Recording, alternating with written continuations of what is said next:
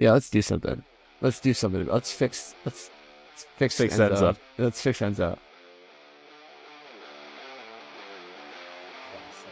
Hello and welcome to episode 78 of Draft Offsides.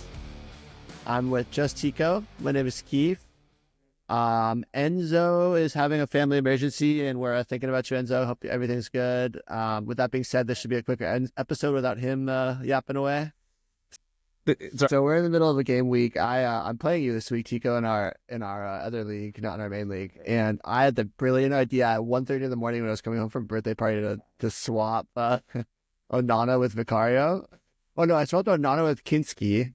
And then you made the switch. I was like, what the hell? I woke up in the morning and saw that Vicario was actually starting. And I had this panicked moment that I thought that you were gonna wake up, that you woke up before me and just picked up Vicario just to screw me over. Because sometimes you keep an extra bench spot. Yeah. Yeah, but then I realized that it was a Sunday and you probably were still sleeping. Yeah. And I had to pick up a goalkeeper too because I had hope it was between Ederson and Ramsdale, which I went with Ramsdale, but Ederson had an assist 18. Yeah. So it was one of those. It was literally we were the same pass, and you chose wrong, I chose right. The game's still really tight, so I think it could go either way. No, I think I have more players, so I think it's done. No, I have one more player. You have two more players. That's right. I have Watkins. Yeah, I'm up by 10. But you have Watkins. I have Odegaard, who's not been good. Odegaard Watkins sounds fair, but it's not. And then you have someone else playing as well. I think you have a Villa defender. Oh, right. Robertson. Yeah. Robertson. So yeah, I think it's actually I think it's going to be really tight down to the wire. But yeah, that's enough of our stuff. Getting into the matchup, should we just dive straight in? Let's do it. First game of the week we could talk about is the worst game of the week. First game, worst game. Brighton 3, Chelsea 0. Brighton reportedly turned out 66 million for Mitoma from Saudi, I think. Did not hear that. That's has to be Saudi. I heard that too. I also heard that all of a sudden now that he scored that goal, Chelsea's interested in him, just like every other Brighton player. That's how it is. You do well against Chelsea. Chelsea's interested in you. I thought that was a beautiful goal from Mitoma. Amazing takedown, amazing touch. Everything about it was just pretty iconic. But other than that, I think Chelsea had more than 60% possession, but they just don't do anything with it. And then I'm sure we'll talk about it later on today. But with Nico Jackson not playing, that affect because Nkuku is a different kind of forward, not not a traditional line. Yeah. Different kind of forward, and he just doesn't stretch. And I think when Brighton, you need a player that's going to stretch the line because they play such a high line. It didn't work well. It didn't work. So Chelsea played them in the FA Cup on the weekend and lost, and it didn't look good. And they pretty much started the exact same team and lost again. It was just it's starting to feel crazy over in Chelsea's own. But what are you going to do? Mitoma with 17.25 points. He looked really good. His goal looked good. I feel like he's one for the future. I think if he it starts getting to that point of the season now where you're going to see some guys really locking in positions that were previously not. And he's one of those guys that I was in and out of my team all year and just, I didn't have him in my team recently and now he's doing well and I'm kind of kicking myself very much like Palmer last year just to start the year. Sorry, I'm talking about Minta right now. Sorry, Minta is who I'm thinking about. I said Mitoma, but I meant Minta. Minta looked so good. Mitoma obviously had that amazing goal. Welbeck with 2 assists, 15.5 points. Welbeck's just so goal assist dependent. It's the question, is he back? It's just, he's just certain strikers are like that, where they're just so goal or assist dependent. And I don't think he's at a level where you start him regardless, because I don't think he's going to score as often as, I know Enzo's really high on him, but I've never been super high on that guy. Yeah, I think, he had such an incredible start to the year. So I think that, that bias, that beginning of the year bias really rubs off. But I think if you look at the whole body of work and the latter half of it, I would need to see him do a little bit more before moving forward with that. Okay, next game. Leicester 0, Arsenal 2. Woo! My big call made it. Nwari, 29 points. He's single-handedly keeping me alive in my matchup with Sergey this week. It's going to be interesting to see what they do when Saka comes back, if he continues to play at this high level, because he was the best player on the field, I felt like, for Arsenal. I mean, the only other option is moving him to the left, but I think with his age and then experience, it's kind of hard for him to learn a new position. So it will be a little interesting. He's a player I picked up when Saka went down because I thought, he would get playing time and he would do well. But once I picked him up, he didn't perform in his first start, and then he had a couple of bad games, so I dropped him. I couldn't hold on to him. But now Arsenal is desperate, so whoever's healthy is going to play. So I think he's going to produce. Yeah, I mean, I think when you think of fantasy, it's like opportunity meets talent, and this is a perfect example. Like there's just no one else there to play. And it doesn't matter how young you are. Like he's also looked great. Like he's super talented, but he's also like shown it. He's shown that he can do it. I think the other super interesting note here is Merino scoring twice coming off the bench. You son of a bitch, you did not wake up for that game and you thought Merino was going to start, so you started him and then he didn't play. And then he came off the bench and scored 2 goals. What happened? Tell me what happened. I was awake. You were awake at 4:30 in the morning? I wake up, I check the lineup, and I go back to sleep for the 4:30 games, unless it's like a huge game. So you checked and then you were like, oh, Marino's not starting, but he's going to score 2 goals. He's going to come on and score 2 goals. What I will admit to is I completely forgot I have him in the other league. I just checked our main league, and I kept him in the starting lineup because it was either him, Dorgu, or Calafiori. None of them are starters. So I was like, oh, let me roll with Merino. So I did check, but I forgot to check the other league. So that's that one I will admit. It's so funny. But, this is an interesting one for me because I heard he might get minutes he might start as a striker. And he's the player I was looking to drop because I picked up a couple of defenders we could talk about later on. So he's a player I was looking to drop, but if he's going to get the opportunity to play as a 9, then he becomes a key player. I agree with you. I think that's a really good point, and he is on waivers for that reason. I think it worked. I mean, they didn't look good before he came on, So I think it really showed that they need that kind of big presence up there. And he's like, part of the reason why they bought him is because he can score goals. Like he was like a goal scoring, like a late arriving midfielder in a box that can win headers and score goals and stuff. And he's a big physical presence. And yeah, I think it kind of makes sense. I mean, it's obviously he's not a striker, but I think he can do the job. Yeah. Especially when he has good wingers around him. Like Mwari looks great. If Mwari's going to knock balls in like that, I mean, Spain has produced a lot of false 9s, so he comes along with those. With that history, and also he's classified as a midfielder, which he gets that 1 clean sheet point, so that's an added plus. 1 clean sheet point. I think he also gets an extra point for goals. There's something I think there's something else too. So yeah, like not that it's huge, but yeah, those are all factors. Absolutely. Next game, Villa 1, Ipswich 1. Some interesting things here. I mean, obviously surprising that Villa would draw Ipswich, obviously, but I think that's coming off FA Cup. I don't know. I mean, it just feels weird. It felt like a weird time because I feel like they did have some time off. They had a whole week to prepare for this game. There's really no excuse. Yeah, they looked a step slow. But I think the biggest thing for me was that Rashford and Asensio didn't start again, but then Rashford came on and looked pretty darn good. Scored 21 points. Knocked a free kick off the post that was a great free scored kick by Ollie Watkins. Yeah, so he got the assist points for that. But he scored 21 points in a half. He was actually running. Like he was sprinting. I haven't seen him sprint in like 6 months. You think it's sustainable? Not the sprinting, the points. Obviously not. I mean, 21 and a half is not sustainable. That's like solid numbers. So no one else can do that. But I think that he's playing for his career. If this is what happens after this, if he has a really lackluster or forgettable rest of the season with Villa, like what happens?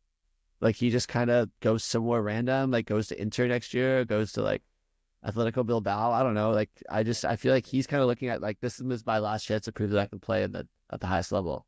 And so that level of desperation, I think, can do wonders for a man.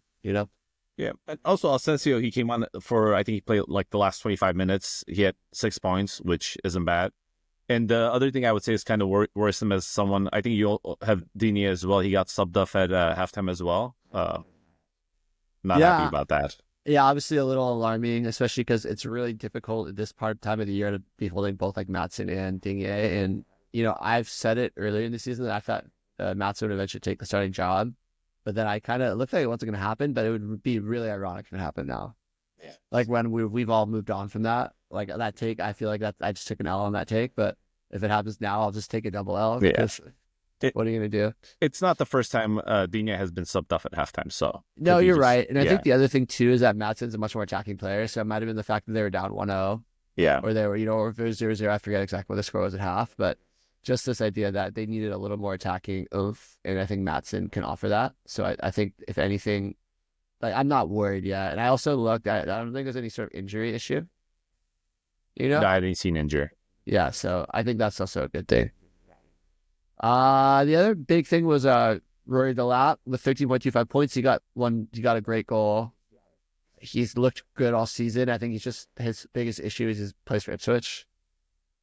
And so I think, obviously if you have him, you're going to be starting him, and you're going to be happy. I think he has 10 goals this season for a team that's in the bottom three. So that's great, Yeah. Along with 2 assists. Along with 2 assists. But I think the biggest thing is just looking out for him in the future. For the future for fantasy and also the future for England. Like, I think he's kind of going to be someone that's going to be in the conversation. Like, there's just not a lot of, like, strikers like him, in the England setup. So he's also probably a player that will be bought out from Ipswich next year when Ipswich gets relegated. Yeah, when they get relegated. And even if they somehow plan a miracle escape, I think he'll still get bought by someone. Yeah, I think either way. I think he's gone. It's going to be really interesting to see where he goes. Because I can't imagine him leaving England, and then that only leaves a handful of teams that are really looking for that. I mean, I think he'll stay in the EPL. Yeah, I think so too. But there's so few teams that I think would really he'd really resonate with. But okay, moving on. Next game, Fulham 2, Forrest 1. Was this a shocker for you? Not really, right? We were kind of talking about we felt like it could go this way. Not really. At this point, Fulham, I'm not surprised at anything they do. They're pretty good. Yeah. Also very fun to watch. Very fun to watch. I agree. Yeah. Marco Silva, the coach, has been just really consistent there for a few years now. He's just really kind of getting the most out of these guys. And a lot of them are like, like Traore, kind of a bust at Wolves, went to Barcelona, didn't do much. Jimenez had that head injury at Wolves. Iwobi, like an Arsenal reject. Emile Smith-Rowe, like another Arsenal reject. Like, so it's a bunch of guys like that, didn't really make it somewhere else or kind of had issues, and then are all coming there and working out, which is kind of a cool story, It is. And then I don't know if you saw Enzo had benched Iwobi. Not sure if he forgot to move him in the lineup or what, but he only had 8.75 points, and he's been out of 4 games of scoring less than 10. But that was surprising for me because he loves Iwobi. I mean, his team is named after that. I think the only thing I can think of is Enzo was a little afraid of Forrest. Yeah. But my thing with that is I'm actually shocked because when you watch Forrest play, they let the other team have the ball. They let the other team do things. So you think a player like Iwobi that's such a dribble machine, like I feel like that's a bad move. I mean, 8 points, whatever. I'm sure it wasn't a big deal, but I just feel like that to me is not. I don't think I would have done that personally. I don't think there's a matchup I would bench Iwobi at this. True. This year. Yeah. Sasha Lukic for Fulham. He was like their 6th, but he got like 20.75 points, 12.1 the last 4 games, subbed off injured risk with high reward. Yeah, I'm not. I think the 6s. I think they're going to occasionally have a good game, but as a whole, I'm not super keen on them. Obviously he had a great game this time, but I'm not the biggest. The other big thing on the Forest side was that Chris Wood obviously scored another goal. Amazing. But other than that, Forest is pretty lit. Yeah, at this point, Wood is kind of super consistent. Like, I know as I keep saying he's MVP, put in the notes, but Wood's the only one who's kind of like at this point, you're surprised when he doesn't play well. Yeah, I mean, it's not even that. I mean, he barely had any shots or anything, but just like he just managed to get it done. Yeah. Elenga's been having a great second half of the season, but this was a rare dud from him. I think it's more to do with Fulham just kind of dominating the game. But it's going to be interesting to see the trajectory of these two teams, because to me, Fulham is on such an ascension, and Forrest is finally starting to look a little wobbly. They've just had a few little issues here and there, and we'll see if that continues, if people kind of like find them out, for lack of a better kind of term, I mean, Fulham might be competing for Europa. Yeah, I mean, they're still in the FA Cup. I mean, they could. I mean, I think they're like a dark horse for that competition. They're only 4 points behind 5th place. Yeah, I mean, anything's possible with that team. I think that team's good enough to sneak in there. Okay, next game, City 4, Newcastle 0. I think this was the surprise of the weekend for us. I went back and listened to us talk about this, and we were like, oh, Newcastle's going to win. But then we were like, but if like Nico Gonzalez is really good, then maybe City can win. And then I think you mentioned you wanted to see how they did midweek. And midweek, they weren't so hot. But hey. The lineup they put out was much better than the lineup they put out against Real Madrid. Against Madrid, they put out John Stones in the midfield. It was too defensive. Who would have thought Marmoush first half hat trick. He was 14-minute hat trick. 14. Yeah, that was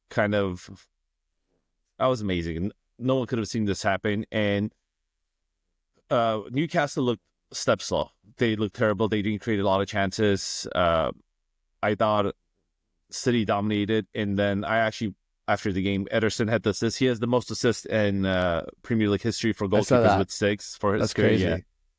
Yeah. Guardiola had a great game. Foden wasn't bad. Haaland, I thought this was a typical City ass whooping from before their hard times.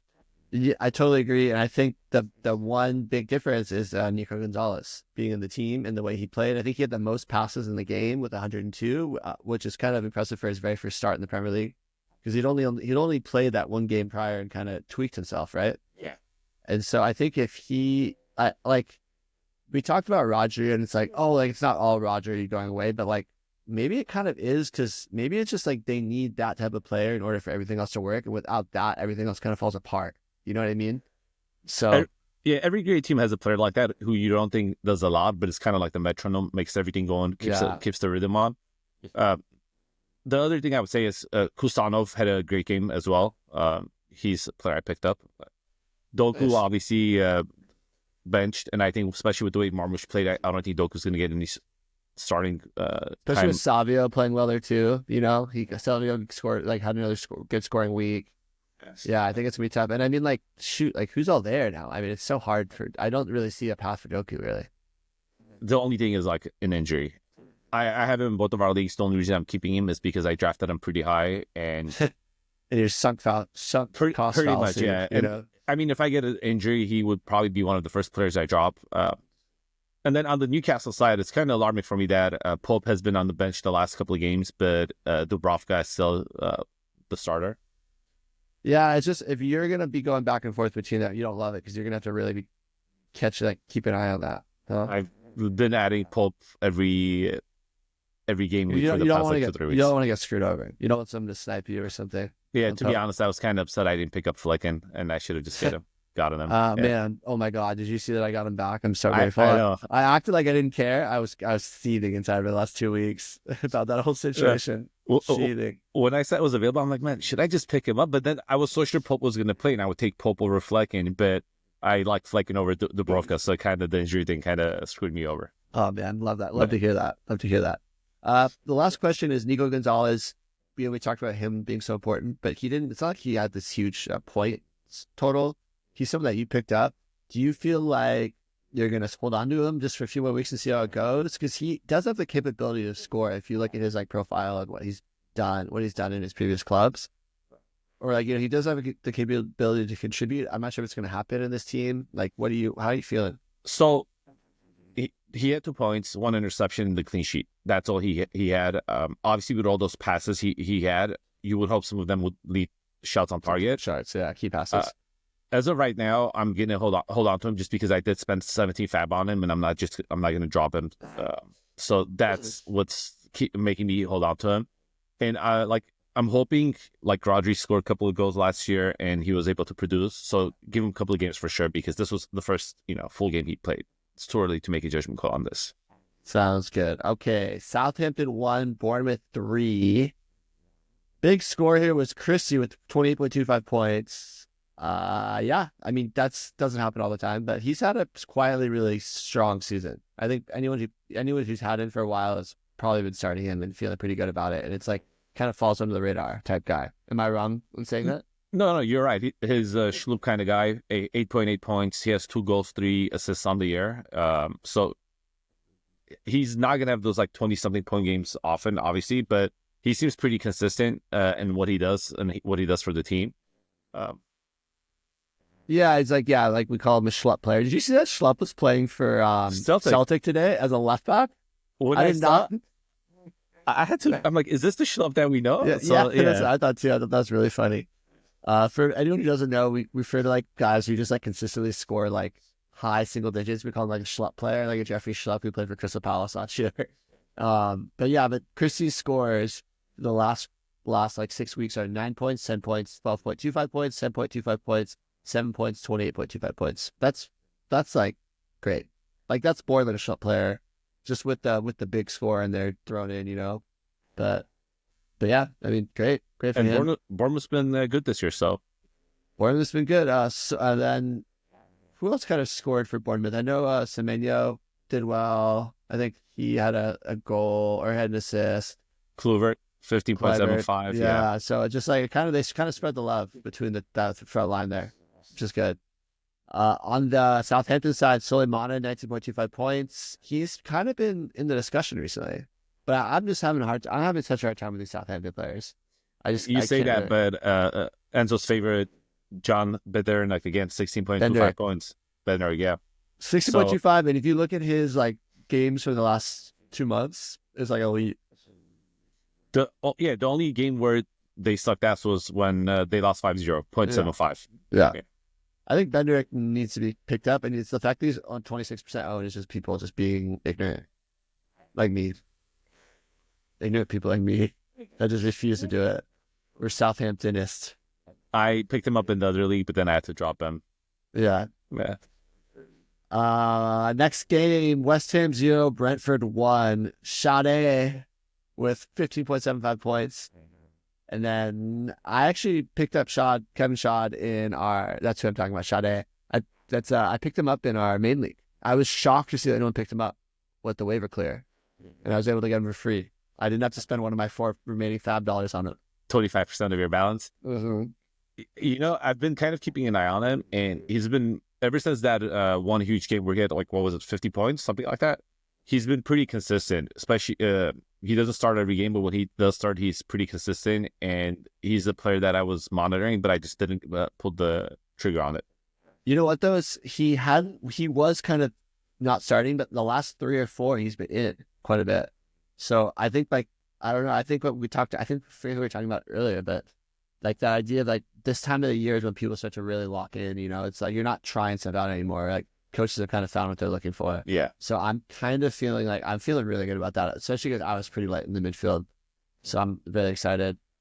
The other big thing is Kilman, 12 points. I really care that much about that, but no West Ham players in the top 60, kind of alarming. West Ham did not look that great, but I will say in the second half, Evan Ferguson came on, and I thought they looked a lot better when they had Evan Ferguson. They had like a real striker in as like a focal point for them. So, but I'm a Evan Ferguson fan. I think it's funny how you said Kilman was, you said you don't care about him, but when the year started, he was like the hot pickup of the year. He was, because he got transferred there from Wolves, and he was really good for Wolves. And then I think he had like 20 something points to like his second game of the year. So yeah. Yeah, that's how it goes. But Brentford's solid. I mean, I actually kind of like Brentford the rest of the season. I think that team is looking really settled. Everyone's healthy. And Mbuemo's looked great all season, and he's stayed healthy all season, which is really huge for him. Wissa's just been legit. It's just been a good team. Damsgaard looks so good in that 10 role for them. It's a good team. Yeah, it's fun. Next game, Palace 1, Everton 2. I think this Everton's like, what, 4th win out of 6 or something like that. 4th win in their last 6 games. Something crazy. Like, I think they only had 3 wins the whole season prior to that. The last 5 games, they've won 4 and they have 1 tie. That's crazy. They were around 17 now. I mean, it's not a huge climb. They're on the 14, but they're like well above the relegation zone, and they're not in danger. And they're actually tied for 12th place. So they had a turnaround. They're ahead of Man United, I believe. Well, we don't need to talk about that. The big thing is there's the player Alcaraz, 27.25 points. This is his first like full game, where he started and had a full game. I think he's only been subbed on twice before this. Once one was in like August, because I was looking at him and I was like, I don't know who this guy is. So I was trying to do some research. He's played like 2 times before. Once was in August and once was in like February, like earlier in February. Yeah. So I'm kind of something to monitor. It's not something, I'm not like trying to pick him up. I think there's better players out there right now, personally. The other big thing is Beto, 26.75 points, 4 goals in his last 3 games. He's actually looking like pretty good. I think, it's just kind of got to ride the hot hand, both as a striker and as a hot team. Yeah, Beto's been on a tear. The last 4, I think, let's look at his total, 26.75, 18.5, 23.25. Obviously he's secured as their 9 moving forward. Yeah, I totally agree. So the other questions or the other players that are kind of interesting were Mateta managed to get a goal and scored about 19.5 points. So that's solid. I mean, that's just more Mateta points. That's more just like what you kind of expect from him, kind of. Like he's definitely, I feel like he's having a better season than everyone thought he was. I think just because Palace spent some money in the summer, I think there were some concerns of Nketiah coming in and taking his spot, and then he's just the big dog in that team. You know, remember he was so hot the end of last year, and then he went and played in what was it? It was the Olympics. He was like the designated player in the Olympics, and then he came back late. And so I think people are a little weary on him, but he's really proven that he's just it's not just like a run of form. Well, I think he also got off to a rocky start, but when you look at his game log in the last 6 games, he has 7 goals. That's insane. Yeah. It's been really no good. assists, just goals. Yeah. He got 19 points, continues to score. Kind of surprising because he last year was when he kind of rose to fame last year, he wasn't scoring a lot of fantasy points, but this year he's managing to do it. So I think the Euros did a lot for him. But yeah, the Euros just really built him up.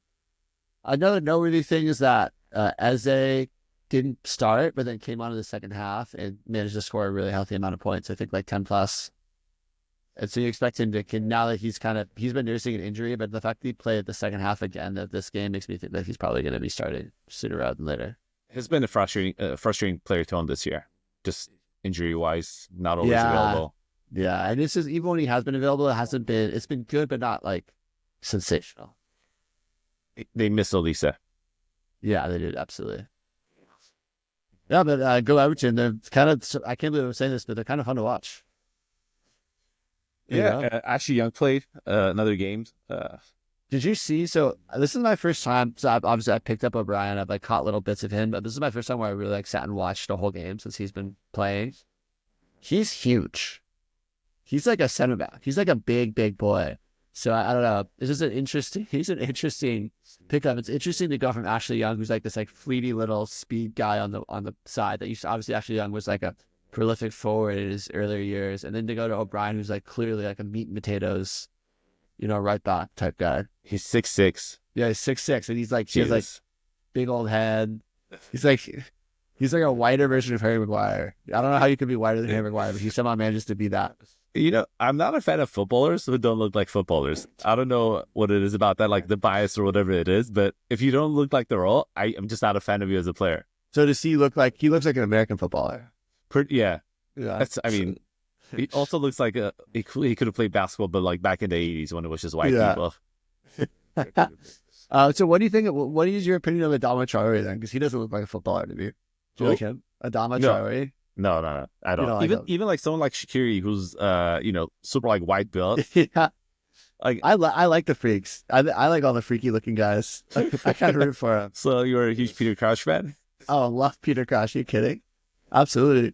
Peter Crouch, Sean Wright Phillips, that was my favorite when they played together. It was like the super tall guy and the super short guy. I think there was one of the World Cups where Philip Long was playing. I can't remember who he was going against. It was like 6 foot something, and Philip Long was like next to him by his waist. Yeah, it's so funny. Yeah. All right, next game. Spurs 1, United 0. I don't know what to say about this one other than that Spurs was better, but not by much. Neither team was that great, right? Wasn't a great game. I mean, when you looked at Manchester United formation, the players they put out there, it's sad actually. Casemiro got the start, Dorgu Dalot, and then you have Xerxes playing 9.5, I guess, with Højlund. And I also saw a stat that Højlund has the most shots that are off target in the EPL this year. Yeah, which is kind of crazy. I was happy because Maddison got the start, and then I picked up the Jet Spence, who... Yeah, nice. We'll probably talk about him later on, but it's between him and Ben Davis. And when I looked at him, Ben Davis has also been producing well as well. But if I have a choice between a center back or a winger, I'll go with the winger. Especially in an impossible combo team where those wingers can invert and get pretty advanced. Yep. Yeah. So I think that was a good call. I think the other shot we talked about it in the very beginning, but Vicario first start since his injury came back and put out 19.5 points. Huge. Made some big saves too. Like it wasn't just. They weren't just some like cheapo little saves where he just jumped on a ball that was loosely knocking towards him. Like he saved some game-winning shots from especially from Garnacho. Garnacho should have had a goal fucking sailed it over the bar. But a lot of United players produced as well. The Elite 16.75, Bruno 16.5, Garnacho 12.5, Onana 12. So even Casemiro 11.75 points. That's for him. That's amazing. Yeah, totally. Yeah, and I mean, and obviously the Spurs defenders are going to score when they're, when they keep a clean sheet. But Pedro Porro 18 or 19 points. Jed Spence 18.25 points. I really like him after watching him again. Quickly on Madison, do you feel like does this change anything for you, or is this just like a step in the right direction? I'm very optimistic about this because that's the only option I have, him being in both of my teams. But I guess there was something with Roy Keane. Roy Keane criticized him just like he does everyone else. After the game, he did this gesture like everyone's talking, shut your mouth. And then I saw that. Spoke positively about him as well. I'm hoping he gets some playing time because the last few games he was benched, a handful, maybe 5 games or so, and Tottenham has been pretty shitty. So at this point, you tried not playing him. I would think the next option is putting him back in the lineup. Yeah, I'm with it. Okay, next game, Liverpool 2, Wolves 1. Diaz finally had a good game. Finally, yeah. So 19 points there. Cunha got a goal, 17.25 points. Salah only 13 points, even though he had a goal. Downhill slope, you think Salah's fading? You think this is the end of the road? It was kind of crazy. He had 13 points and 9 of them came from a goal. Like, no goals points. It's kind of alarming for me, but yeah, Salah's going to be fine. We're not worried about that. Like, is that like his low for the last 2 months? Yeah. Or he had one game maybe below that. So against Forrest, he had 12 points. Oh, poor you. No goals, all goals points on that one. But yeah, it's been pretty. Last time he had a single scoring game was October 5. Jesus, talk about like a downhill slope from here. Are you worried about Liverpool in general? Because they lost to Plymouth or whatever, they tied Everton. They easily could have tied this game. They squeaked by against Wolves. I felt like they kind of really let the ball drop in the second half. No, I actually want them to lose a game or two in the Premiership just so they don't rest the players and they pick up the intensity. So I rather them kind of lose a game or two, make it a little more competitive. One for obviously for the entertainment purposes, and also I don't think, like, for example, they play Wednesday as well. They can't bench their players because Arsenal is right behind them. Yeah, interesting. Trent was pretty lackluster, and he came off pretty early in the game in the 60th minute.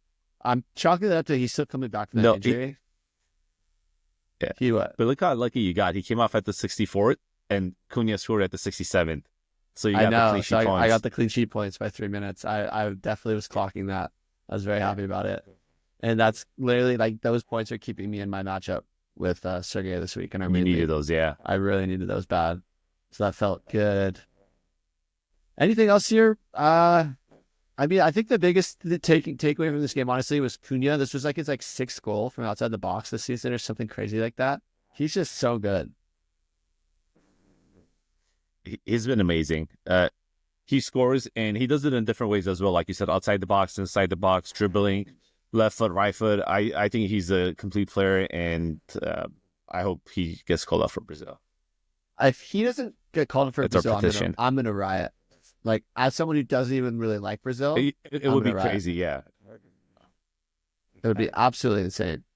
So my question with Cunha is the age. So he's 25. So he anyone else in Wolves you care about it, fantasy-wise, or no? I mean, I always like Anori. I think there's always value there. I mean, to be a defender with 5 assists and 3 goals is pretty darn good. That's really kind of it. I think those are the 2 guys on that team that I really care about. What do you think? I think it's Cunha and Anori on that team for me. That's it. Really. That's it, right? Yeah.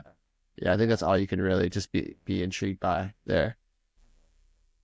But yeah, so those are the games. I think kind of what we were talking about, there's been a lot of injuries, so we just wanted to talk about them. I think some of them we've kind of talked through already, but some of them we can also talk about. First one, obviously the big one is Kai Havertz, torn ACL, torn hamstring, rest of the season. Did you hear how he did it? No, was it practice or? Practice blocking a shot. Huh. So the ball hit his hamstring? No, I think he probably lunged and then ripped it. Uh, or something planted or something. Martinelli hamstring TDB. I think it's going to be at least 6 weeks. yeah. That's So a I think hamstring. I think between the two of those injuries, well, we talked about Merino, we talked about Wari. I think Sterling had such a bad game that like I don't know if he plays again. First, Yeah, it's he bad. doesn't I play. mean, holy shit, what Uh, happened? I wonder if they'll try playing MLS Miles Lewis Skelly up top as well and putting one of their other defenders when they get healthy as left back. Yeah, I think that's very viable. Also, we have to remember that Trossard is still there as well. Yeah. So there's some options, but I think Wari is pretty locked. I think Trossard's pretty locked. I think Merino could be the striker, but I also like you never know. But I think that's like a very viable situation there. Yeah. Next one, Nico Jackson, torn hamstring, out 6 to 8 weeks. Pretty devastating for Chelsea. I think there's some people like Sergey who think that Nico Jackson is trash and don't understand how important he is for the team. But I think you'll see how bad it is when he's not there. And I think we kind of saw that already with the Nkunku thing. Tiko, you were really quick to pick up Nkunku in both our leagues when this injury news dropped. How are you feeling about that now? I think I dropped him in one of the leagues, if not two. But the only reason I would have held on to him and Kuko because he has proved that he scored during like the FA Cup and whatnot. It's just I needed defenders, so I picked up on defenders and I had to drop off Nkuko. But I think Nkuko will be productive, Keefe. I know you're low on him, but I think he's going to be productive for Chelsea.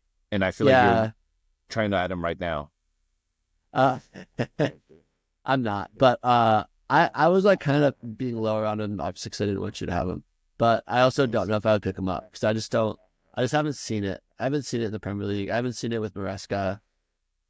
I just don't think that's his position. I feel like there's a lot of factors that just are bumming me out, and I think it's maybe partially because I've seen too much Chelsea. Yeah, I'm like too close to the project, but I had the 2 goalkeepers, so I was like, why not? Totally, no, it made sense for you. Holland, it looked like he came off the field in a little bit of a pain. Nothing's really been announced otherwise, but I think it's something to keep an eye on. He's playing. I think he's even playing tomorrow. Yeah, I mean, yeah, I think he's gonna play tomorrow. I think even if he has to get like an injection, I think he'd play tomorrow. It's such a big game. Yeah, just give some I think I'd be more worried tranquilizer. about. Yeah, exactly. Give him some ketamine. I think I'd be more worried about him in the Premier League, maybe because I could see if he has some sort of like injury or discomfort, I could see him playing tomorrow and then having to rest on the weekend. So that's kind of the concern. Grealish hamstring, not that relevant. I mean, it was interesting that he started that first game and actually he looked decent before he got injured against Madrid. I was so happy he was starting. He got so upset when he got hurt. Yeah, I don't know. I think it's fine. Akanji, abductor injury, TBD, not that relevant in my opinion. And Die for Everton was actually kind of a blow. So yeah, he was having a good year. He was having a pretty good year, and I think especially with Brett McNeil out, I don't know where the creativity comes in that team, but like they've kind of managed to figure it out even without him. So we'll see what happens there. I think that's maybe where Alcaraz maybe is interested. Because he's kind of with McNeil out and with Ducouré out and with what's his name out who we were just talking about, Blake on his name because I looked away, and Die out. That's maybe where Alcaraz comes in. So maybe I'm talking myself into that being a little bit more interesting of a player than I initially thought. But I also think like Ducouré will be back next week. He was just sort of that suspension for the fight that he got with like that tussle at Liverpool. So yeah, we'll see. It's just a 1 week thing. Yeah. So we'll see what happens there. But just something to keep an eye on. And Ciso, question mark on his injury. I think that he was already like borderline. Like he was pretty speculative. He had one game for Ipswich that's okay. I don't really foresee much happening there. Yeah. It's like I think you just assume he's gonna be out for a while. Hwang Hee-chan, I don't even think it's worth talking about. I don't even know why he's on this list. He just likes Wong. Wong, yeah, that's just a big Wong fan. Okay, moving on to waivers. First name on here, I was shocked to see that Beto's still only 50% owned. He's a forward.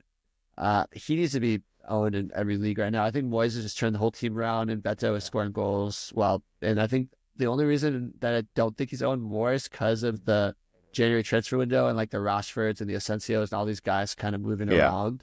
And so I think he's kind of flown under the radar, but he has been looking really good, and on an Everton team that's been looking really good. And neither his name nor Everton have been really associated with high scoring attackers recently, but that could be changing with Moyes there. And Not it's that also Moyes has ever been associated with high scoring attack, but you know what I mean. Like the team just looks so much better. and it's also not a coincidence that the team looks better when Beto became a starter. He plays a huge factor for that. Totally, fully agree. So I think that's my number one. I think my number two is Mikel Merino.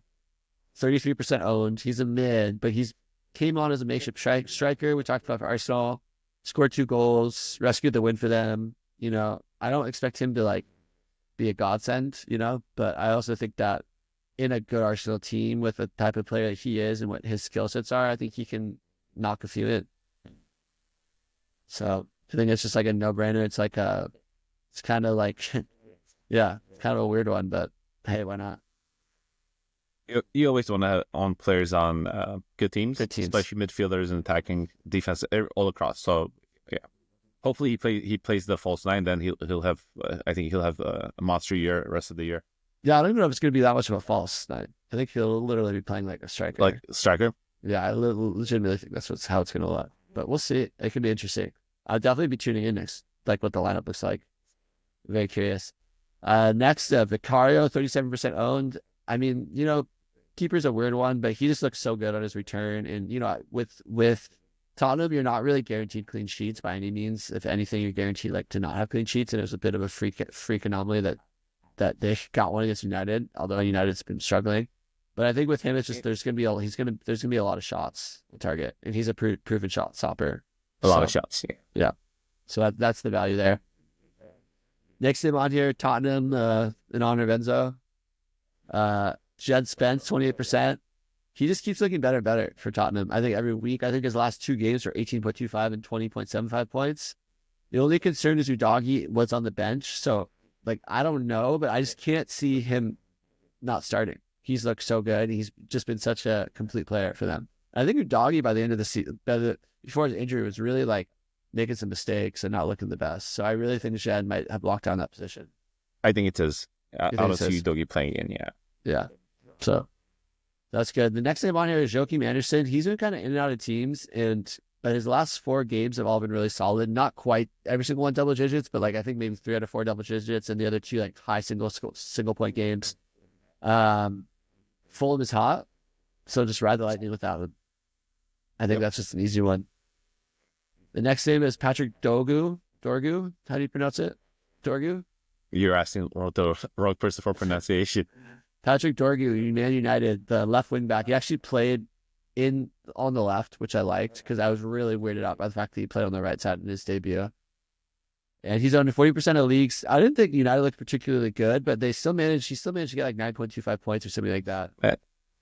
United defenders produce points. Yeah. Yeah. So I think too that with the chance that he could potentially have some attacking threat, we've talked about wing backs being a cheat code. I think he's interesting. 40% owned. He should be owned higher. For that reason. Last name on here, Evan Ferguson, who's kind of, I'm trying to champion. I'm like trying to make him a thing. What's the line? What's the thing from Mean Girls? Stop making fetch a thing. Stop saying fetch. Evan Ferguson's my fetch. Owned in 43% of leagues. He's a forward. He came on to look good in the second half against, was it Brentford that they played? Yeah. Against Brentford. I think the biggest thing for me is like he looked so good at Brighton for a while. Like he was like the guy. Like he was like Liam Delap like last year. You know what I mean? And Potter was the guy who gave him his debut, and I think he's going to be starting in that team soon because West Ham does not look good from an attacking standpoint. I think he kind of brings a little bit of focus to the front line in that team.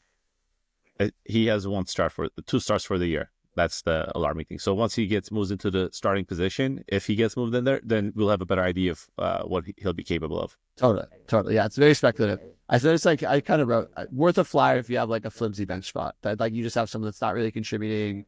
You kind of know who he is, like maybe like Danny Welbeck type. I don't know, maybe not even Welbeck to be honest, because he's been kind of consistent. But like somebody you're just like, I don't know if I really want to start this guy. I don't really have a lot of faith in him, but I just need numbers. I think Ferguson might be worth picking up, and just for that chance that he could become the starting striker for a West Ham team or a Graham Potter team that could improve, could get better. All right, that's waivers, and that is it. Anything else we want to talk about, Tiko? Keith, can I go through like the top 10, 15 players that had the points for this past game week? Why are they all your players? No, they're just all players that you. It's none of the top players that we're used to. Okay. Let's hear it. I'll just Marmoush, Minte, Nawari, Ryan Christie, Alcaraz, Beto, Mikel Merino, Rashford, Sasa, Lukic, Mateta, Traore, Vicario, fucking Suleiman. It's just like no Haaland, obviously Saka's injured, no Palmer, no Salah. It's just kind of, when I looked at it, I was like, oh, this is crazy. Yeah, like none of them, like this. No first round picks. No first round picks. Or maybe not even any second round picks. In any rational league, I don't know if people might have picked Rashford up, but Rashford probably won the second, but yeah, not really. Like he shouldn't have gone second, right? No, at all. The highest player is Luis Diaz, 15th. That he should have been picked maybe in the first 3 rounds. That's it. Yeah. So I mean, that's good. It's good for the game when that's happening. Yep. Looking at the next week, trying to see that Manchester City Liverpool 8:30 a.m. game on Sunday is pretty fun. That's the big one. That always kills me though, because as a Savio owner, like, what do you do? It sucks, man. It sucks. I wish there was a way where after the games you were able to make like one substitution. Yeah. But then, with the points and everything. But, now I have 2 City players, both of them midfield, not sure if they're going to start or not. So it does suck. But, Yeah. Do we have Liverpool in that game? Trent. No, I'm saying, do we think Liverpool wins? I don't know. I mean, the way that let's wait until how Man City play against Real Madrid on the weekend. And Liverpool also have a game. Liverpool has a game tomorrow as well. Yeah, true. They both play, so that's really interesting. Yeah, I don't know. I think that game could be a little tighter than we thought. Another one's interesting is Newcastle United versus Nottingham Forest. They're both coming up losses that are kind of disappointing. So we'll see how they both bounce back. I don't think I could see that being a draw, a really gritty draw. The one that stands out for me is obviously United Everton. That's gonna be a good one. I was just gonna say that. Yeah, Tottenham Ipswich. That one might be interesting too because Tottenham might have 2 clean sheets in a row. Not sure what was the last time that happened for them. I don't know if that Tottenham defense can be able to stop the lap. I don't know. I'm just joking, but I'd like to see Tottenham kind of not go on a tear, but kind of turn a little bit around. At least just for Enzo's sake. Even like last year, even when they went on their cold streak, when they weren't doing as well, they were an exciting team to watch. This year, I feel like they haven't been that kind of a exciting team. They haven't been exciting. Chelsea and Villa, 2 teams that have really bad performances recently, a few different times. So that'll be interesting to see if one of them can kind of turn this around. If I had to put money on it, I'd put money on Villa. Chelsea's just been so bad. So hard to watch. And the game is at Villa Park as well. Yeah. Another interesting couple derbies too. Arsenal, West Ham, London derby. Yep. Where is that? Arsenal, right? It's at the Emirates, yeah. Emirates, yeah. It's at the Emirates. Yeah, I mean, you expect an Arsenal win, but with this whole striker situation, like, you never know.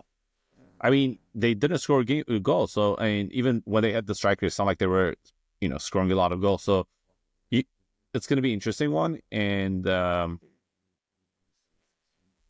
Palace could score a goal, especially as it starts. Palace Fulham, is there talking about? I'm sorry, I was looking at West Ham. Yeah, so I don't know. You're disappearing when you lean back in your chair. Is it just a floating head? Not even. Just a floating mouth. I mean, you would think Arsenal wins against West Ham, especially with the form they've been in. But it's a derby. You never know. As always, you never know. And I think without the striker, it gets even more. You never know. And then the derby thing kind of plays into it. Fulham Crystal Palace is interesting too. I think that's another derby, isn't it? Palace is in London as well. That's what I was checking. That's why I was like, that was in my head. But Fulham, you expect Fulham to win that game, right? Expect Fulham to win that game, yeah. If I was a betting man, which I am a reformed betting man because we haven't bet in a few weeks because it's not going well. But I'd like Everton, and then I'd like Everton, Fulham. I don't know. I think I'd bet on those 2. Everton, Fulham, Bournemouth. Should we make a bet? Without Enzo? Let's put $10 of our own money in for Enzo as a hope you feel better. Maybe we'll cheer him up. Cheer him up. Yeah. Should I look Let's it do up? it. Yeah, let's do something. Let's do something. Let's fix Fix Enzo. Enzo. Let's fix Enzo. I love that if we win this, we can hold it over his head that we want to bet without him for Yeah. like. Do you like It's that a- bet though? Are you interested in that? So we're talking about Everton, Bournemouth, and you said Fulham? Fulham, I think. Yeah. What do you think? Yeah, I like that bet. This Premier League. Everton plus 155. Not as much as I thought. Okay. That one, I'm a little less on that. Bournemouth minus 165. Fulham plus 105. No, that's where the money's at Fulham. It is weird. I mean, do we want to pivot on the Everton one, or do we just keep it? Because right Let's now just keep it. it's plus 740. Let's keep it. So 30 to win, 210. Good. 221. Sir, do you want into the? Oh, Sir's not here. Okay. Let's just do it. Put him in down as Put him in. You think he'll be okay with this? he'll be okay. So 40 to win, like 295. Sounds good. All right. This has been episode 77, 78, 78 of Drop Top Sides. My name's Keefe. I'm with Tiko. We'll be back next week with a full squad. So with Enzo as well. Follow us All on right. Draft Offsides on YouTube, X, Spotify, everywhere. Apple Podcasts, All the TikTok if you places. still have it. Yeah. All righty. Take care. All right. Nice. Okay, cool. I think I'm going to screenshot this one. All right, cool. Should we tell him or should we let him find out when he listens to the podcast? I kind of like that. That'd be kind of funny. So what do you think? Enzo, we made a bet. He said, what is it? We'll tell you. You have to listen to find out. That's kind of funny. I like it. Today. I'll tell Sergey to send you $10. All right. All I right, gotta dude. take off. Have a good one. All right. See you. I'll leave your window open. No, it's for the waivers. I try to upload one that's like our logo on the back, but for that one I have to be premium, so it's not letting me. That's fine. Only concern is, what's going on with you? Bless you. Oh, Thank you. nothing much. How was your trip? It seemed like it was good overall. My what? Trip. Your trip was really good, though, right? I mean, yeah, it's like going back home. I have all my family. It's the house Yeah. we grew up in, so it's like it's not really like vacation. It's not. Yeah, it's like literally like I wake up like it's food my auntie made, all that stuff. It's like going back home. Yeah. It's crazy. Yeah, man, I'm so nervous about tomorrow's Champions League game. Fucking Are you City. really? I mean, the way like in La Liga our form has been shit, but you know, in Champions League it's a little different. But I also didn't like the fact that City put in 4 goals against Newcastle. Yeah, true. And that there was like controversy with the Real Madrid, right? Yeah, it's apparently the referee that was refereeing officiating the last game. He works for like some company that is affiliated with Atletico Madrid. It's such a Only bad. in Spain. Only in Spain. No, have you seen the image of him giving the red card? Like his No, I didn't face see has it. so much hate in against Jude Bellingham. It's such a bad picture for the referee as well. Like you kind of feel for him. It's like so much hatred behind it. You sound like that kid from that video that Enzo sent. Yes. What was that? What was that kid saying? He's rigged. Yeah. He rigged it. Messi rigged it. Messi rigged it. Oh, it was funny.